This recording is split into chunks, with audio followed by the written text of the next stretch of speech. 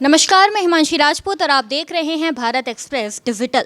Cricket प्रेमियों के लिए इस वक्त की सबसे बड़ी खबर है। दरअसल T20 वर्ल्ड कप 2026 के खिलाड़ियों के स्क्वाड का ऐलान हो गया है। लेकिन बड़ी खबर ये नहीं है, बड़ी खबर ये है कि जो स्टार क्रिकेटर है शुभमन गिल, उनको टीम से बाहर रखा गया है। अब सबसे बड़ा सवाल ये है कि आखिर उन्हें टीम से बाहर क्यों किया गया। इसी मुद्दे पर हमारे साथ बातचीत करने के लिए हमारे सहयोगी हैं, हरिशंकर जी हैं और मुचकुंद राय हैं। तो चलिए इनसे बात करते हैं। तो सबसे पहले सर, मैं आपसे यही पूछना चाहूंगी, शुभमन गिल जो कि एक बेहतरीन बल्लेबाज है, उनको आखिर टीम से बाहर क्यों किया गया? देखिए, ये T20 मुकाबला है। T20 का मतलब बस 20 ओवर का मैच है। 20 ओवर में जो भी होना है 20 ओवर का ही हिसाब किताब होता है। तो इसमें बहुत ज़्यादा न सोचने की गुंजाइश होती है, न कुछ समझने की होती है। आइए फटाफट खेलिए और जाइए और इतना स्कोर बना जाइए कि सामने वाली टीम जो है वो उसका पीछा करते करते पीछे रह जाए। मुझे लगता है कि शुभमन गिल पिछले कुछ दिनों से जो अपने ख़राब जो उनका परफॉर्म रहा है उससे जूझ रहे हैं लगातार। और हालांकि उन्होंने बीच बीच में अपने आप को कमबैक भी किया है, कुछ कुछ मैच में उन्होंने अच्छा भी खेला है, लेकिन वो लगातार फॉर्म से जूझ रहे हैं। इस बीच चोटिल भी हुए। दूसरी बात है कि शुभमन गिल की अगर बात करें आप, तो टेक्निकली बहुत ही साउंड बैट्समैन हैं। राहुल द्रविड़ के बाद अगर मुझे कोई टेक्निकल साउंड बैट्समैन अभी इस समय टीम इंडिया में लग रहा है तो वो शुभमन गिल हैं। वो कप्तान टीम कोच के पसंदीदा भी हैं। टेस्ट टीम में उनको मौका भी मिला, उन्होंने बहुत अलग अलग समय में अच्छा प्रदर्शन भी किया। लेकिन T20 के मुकाबले में होता है कि आपके पास जो धुरंधर बैट्समैन है, जो बहुत तेज़ खेलने वाले हैं, उनको मौका देना पड़ता है। तो इस समय अगर गिल की वापसी नहीं हो रही है, उसके पीछे जो है टीम के कोच का ये कहना है, उन्होंने ये कहा है कि टीम में जो है कोऑर्डिनेशन की बात होती है। और कई बार वो हालांकि टीम में सेकेंड भूमिका में वो उपकप्तान रहे हैं, लेकिन इस समय टीम में नहीं है, तो इससे कोई निराश होने की बात नहीं है। शुभमन गिल बहुत ही क्लासिक बैट्समैन हैं और उनका कोई किसी से मुकाबला नहीं हो सकता। लेकिन ये है कि फॉर्म की भी बात होती है और T20 मैच में आप टीम इंडिया की ओर से अगर जाते हैं तो चोटिल वोटिल होना ये अलग बात है, कोई भी खिलाड़ी हो सकता है। लेकिन पिछले कुछ दिनों से वो ख़राब फॉर्म से भी जूझ रहे हैं। तो मुझे लगता है कि टीम इंडिया का फैसला है। लेकिन एक टीम इंडिया में और भी आपको बता दूं कि ईशान किशन की एंट्री हुई है, जो विकेट कीपर के अलावे बहुत बेहतरीन बल्लेबाज हैं। हालांकि बीच में उन पर अनुशासन वाला मामला आया था, जिसके बाद वो टीम इंडिया से बाहर हो गए थे। लेकिन अभी हाल फिलहाल कुछ दिन पहले शतक लगाया है उन्होंने। और मुझे लगता है मुश्ताक अली टूर्नामेंट में उन्होंने शतक लगाया हरियाणा के खिलाफ और झारखंड को विजयी रथ पर बिठाया है। तो मुझे लगता है कि टीम इंडिया का विकेट कीपिंग भी बहुत अच्छा रहने वाला है। और एक अच्छे खिलाड़ी की आप जो है ईशान किशन से आप चाहे ओपनिंग करवा लें, चाहे मध्य क्रम में उनको लेकर के आएँ, चाहे निचले क्रम में खिलाएं, वो स्ट्रोक प्लेयर हैं, हमेशा बॉल पर पंच करते हैं, अच्छे रन बनाते हैं। और T20 में बहुत टाइम तक ठहरने वाला बल्लेबाज आपको नहीं चाहिए। जो बल्लेबाज आए और 30 बॉल पर 70 रन बना जाए, 20 पर 50 बना जाए, ऐसे खिलाड़ी आपको चाहिए। और कुल मिलाकर के टीम इंडिया ने उसी बात का ख्याल रखा है, इसीलिए शायद शुभमन गिल बाहर हुए हैं। लेकिन मुझे लगता है कि वो बहुत बेहतरीन खिलाड़ी हैं और उनके मुकाबले जो दूसरे नाम सेलेक्ट किए गए हैं वो उनसे ऐसे टेक्निकली तो बहुत बेहतर नहीं है, लेकिन T20 में उनकी अलग भूमिका होती है। T20 वर्ल्ड कप की टीम के लिए जो घोषणा हुई है वो कितनी मजबूत आपको दिख रही है? जी बिल्कुल, T20 कप की जो इस बार की टीम की घोषणा हुई है उसमें लगभग 15 सदस्यीय टीम की घोषणा हुई है। उन 15 सदस्यीय टीमों में शुभमन गिल का नाम बाहर निकल जाना ये सबसे बड़ा चर्चा का विषय बन रहा है। रिंकू सिंह धुरंधर बल्लेबाज हैं, उसमें कोई शक नहीं है। हार्दिक पांड्या जैसे ऑलराउंडर, अक्षर पटेल जैसे ऑलराउंडर में भी अक्षर पटेल की गिनती, और बाकी स्पिन भी बढ़िया गेंदबाजी करते हैं। तो ऐसे में इस टीम को जिस हिसाब से इस टीम का चयन हुआ है, उस हिसाब से देखा जाए तो ये टीम बहुत मजबूत स्थिति में दिख रही है। अब तो ये आने वाला कल ही बताएगा कि कैसी स्थिति परिस्थिति होती है। बाकी ये टीम जिस हिसाब से चुनी गई है और जिस हिसाब से इसका हुआ है, उस हिसाब से टीम काफ़ी सुरक्षित और मजबूत दिख रही है इस समय। देखिए एक चीज़ और मैं आपको बताऊं कि टीम में बहुत बैलेंस किया गया है। बैलेंस इसलिए किया गया है कि ये T20 मुकाबला है, तो इसमें आपको कम बॉल पर ज़्यादा रन चाहिए। जैसा मैंने पहले बताया 10 पर 30 बनाने वाले चाहिए, 10 बॉल पर रन, तभी आप जो है अच्छा स्कोर करेंगे, तभी आप मैच विनर बनेंगे। दूसरी बात है कि टीम में आप खिलाड़ियों का अगर देखें जो टीम में शामिल किए गए हैं, मैक्सिमम जो है बहुत ज़्यादा ऑलराउंडर रखे गए हैं। हार्दिक पांड्या बॉल से भी अच्छा परफॉर्म करते हैं। उसके बाद आप ईशान किशन की बात की, वो भी ऑलराउंडर हैं, विकेट कीपिंग करेंगे, उसके अलावा बल्लेबाजी करेंगे। उसके बाद जो हमारे उप कप्तान हैं इस समय, वो भी अक्षर पटेल, वो बॉलर हैं, बहुत अच्छे स्पिनर हैं। उसके बाद वो बैटिंग करेंगे और बैटिंग भी हिटर हैं। वो लगातार जैसा आम लोगों की उम्मीद होती है कि T20 देखने जाएं या देखें, अगर आप अपने टीवी स्क्रीन पे मैच देखें तो उसी तरह का मैच हो जैसा T20 जिसके लिए T20 जाना जाता है। तो ये सब वैसे ही बल्लेबाज हैं। हार्दिक पांड्या आप देख लीजिए, उनका बैटिंग देख लीजिए कितना शानदार रहता है, कम बॉल में ज़्यादा रन बनाते हैं। उसके बाद और भी खिलाड़ी हैं, शिवम दुबे बहुत अच्छे हैं, संजू ये दोनों ये बॉलिंग भी करेंगे, बल्लेबाजी भी करेंगे। संजू सैमसन जो हैं, संजू दोनों विकेट कीपिंग भी करेंगे और इसके अलावा अच्छे बल्लेबाज भी हैं। पिछले कई टूर्नामेंट में उन्होंने बहुत अच्छा परफॉर्म किया है। तो कुल मिलाकर के टीम में बहुत ही संतुलित टीम बनाई गई है और T20 में ऐसी ही टीम होनी चाहिए जहां पर विकेट पर टिक के खेलने का गुंजाइश नहीं होता, क्योंकि ये 50 ओवर का मुकाबला नहीं है, वनडे नहीं है, चाहे टेस्ट मैच नहीं है। इसमें तो 20 ओवर में आपको जो करना है आप कर लीजिए।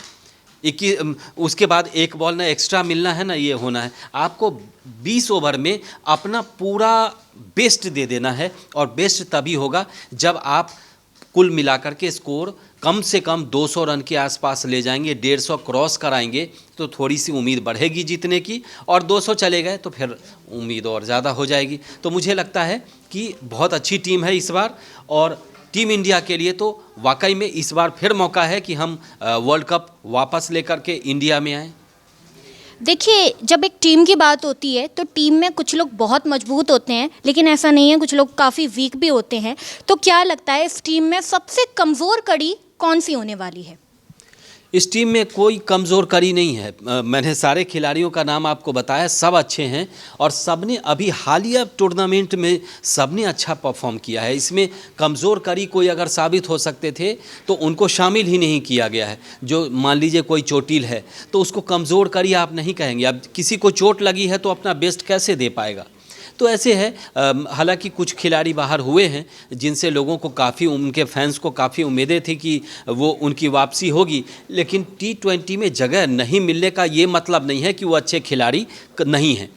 वनडे में उनको जगह दी जाएगी। और टीम इंडिया की तो मतलब हमने अब इतनी बड़ी टीम बना ली है कि एक टीम जो है आपका वनडे में खेलती है, एक टेस्ट के लिए आपने टीम बना ली है, एक T20 के लिए आपने बना लिया है।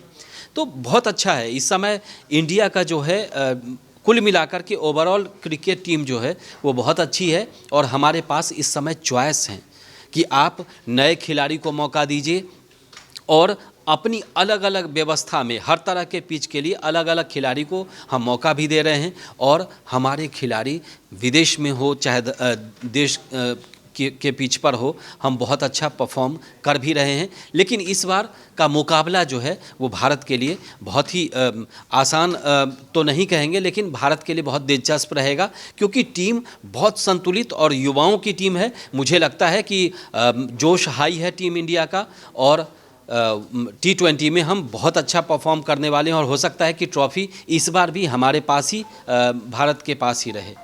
युवाओं की बात हुई है तो इस नज़रिए से हमें तिलक वर्मा को बिल्कुल नज़रअंदाज नहीं करना चाहिए। तिलक वर्मा को लेकर क्या ख्याल है? जी बिल्कुल, तिलक वर्मा एक विस्फोटक बल्लेबाज हैं और हाल फिलहाल में अभी आपने उनका परफॉर्म भी देखा कि कितने बेहतरीन परफॉर्म किए, और हमारे हिसाब से कि इस टीम में भी उनका परफॉर्म बहुत शानदार रहेगा। और सबसे चौंकाने वाली बात ये कि इस बार का T20 वर्ल्ड कप घरेलू मैदान पर भारत और श्रीलंका में दोनों जगह के मैदानों पे खेला जाएगा, जिसमें श्रीलंका उसमें पाकिस्तान जो है अपना मैच श्रीलंका में खेलेगा, बाकी मैचेस जो हैं वो भारत में ही खेले जाएंगे। और उसके बाद से इसमें भी अगर पाकिस्तान पहुंचता है सेमीफाइनल और फाइनल में, तब तो श्रीलंका में, नहीं तो लगभग माना जा रहा है कि final match Narendra Modi stadium में खेला जाएगा। बाकी और इस टीम को लेकर बात देखी जाए तो जिस तरह से बॉलरों का, बैट्समैन का सबका चयन किया गया है, उस हिसाब से देखा जाए तो काफ़ी मजबूत टीम दिख रही है, क्योंकि बॉलर में 3 स्पिनर, बाकी फास्टर और इनको लेके बाकी 3 ऑलराउंडर जिस हिसाब से इसमें चयन हुआ है उसमें। और इस टीम में सबसे ज़्यादा एक और चौंकाने वाली चीज़ देखने को मिल रही है, जिसमें ऋषभ पंत भी इस टीम से बाहर कर दिए गए हैं।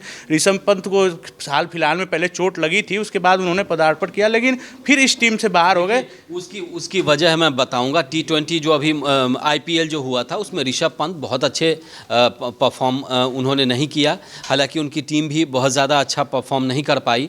तो बहुत सारी चीज़ें आपको देखनी होती है। आप T20 मुकाबला देखेंगे तो खिलाड़ी का परफॉर्मेंस देखेंगे और ये देखेंगे कि लास्ट के मैच में, अच्छा हाल फिलहाल में जब से वो चोटिल हुए उसके बाद से बहुत सारी परेशानियां रही, लेकिन उनकी जगह पे ईशान किशन को लाया गया है। और ईशान किशन ने अभी हाल के मैच में, अभी आपको मैंने बताया था कि अभी उन्होंने 100 बनाया है और बहुत लय में दिख रहे थे काफ़ी दिनों बाद। और बीच में वो भी थोड़ा अपने फॉर्म को लेकर के जूझ रहे थे उससे लगातार, लेकिन इस समय ईशान किशन का परफॉर्मेंस जो अभी हाल में हमने देखा है, और इंटर वो काफ़ी दिन से टीम इंडिया से बाहर भी रहे अनुशासन के मामले में, लेकिन उनकी वापसी हुई है तो उनके लिए बहुत अच्छा मौका भी है। और मुझे लगता है कि टीम इंडिया में चाहे किसी भी टीम में 2 विकेट कीपर आपके पास होने ही चाहिए।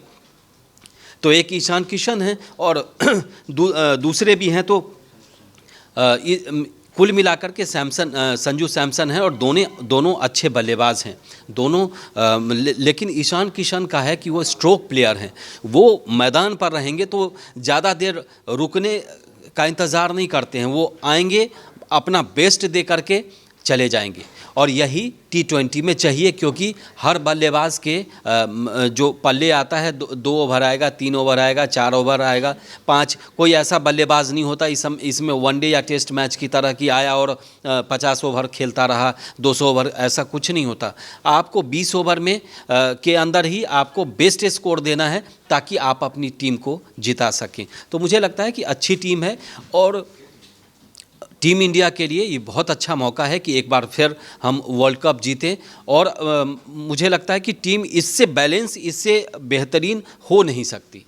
देखिए, हमने बल्लेबाजों की बात की, हमने विकेट कीपर की बात की, ऑलराउंडर्स की बात की, लेकिन सबसे ज़्यादा जो अहम भूमिका रहती है वो रहती है कप्तान की। तो कप्तान जो होने वाले हैं उनकी रणनीति को लेकर क्या ख्याल है? देखिए, सूर्य कुमार यादव जो हैं वो बहुत अच्छे कप्तान हैं, बहुत अच्छे बल्लेबाज हैं। हालांकि फॉर्म जो है ख़राब फॉर्म से वो भी जूझ रहे हैं पिछले कुछ दिनों से, लेकिन स्ट्रैटेजी उनकी बहुत अच्छी रही है। पिछले कई सारे मैच में जो उन्होंने कप्तानी की है तो बहुत अच्छा उनका ये रहा है, जीत का आंकड़ा रहा है। तो इसी को लेकर के मुझे लगता है, और कप्तान जो है जब तक एकदम से फ्लॉप ना हो जाए तब तक हम बदलते नहीं हैं। एक टीम इंडिया ने अपना ये बना रखा है, और कप्तान मतलब कि उनके हाथ में पूरी टीम की कमान, समझ रही। तो मुझे लगता है कि कप्तान बार बार बदले नहीं जाते। अब आपने हर टूर्नामेंट में कप्तान बदल दिया जैसा कि कई देश करते हैं, तो उस पर खिलाड़ियों पर असर पड़ता है।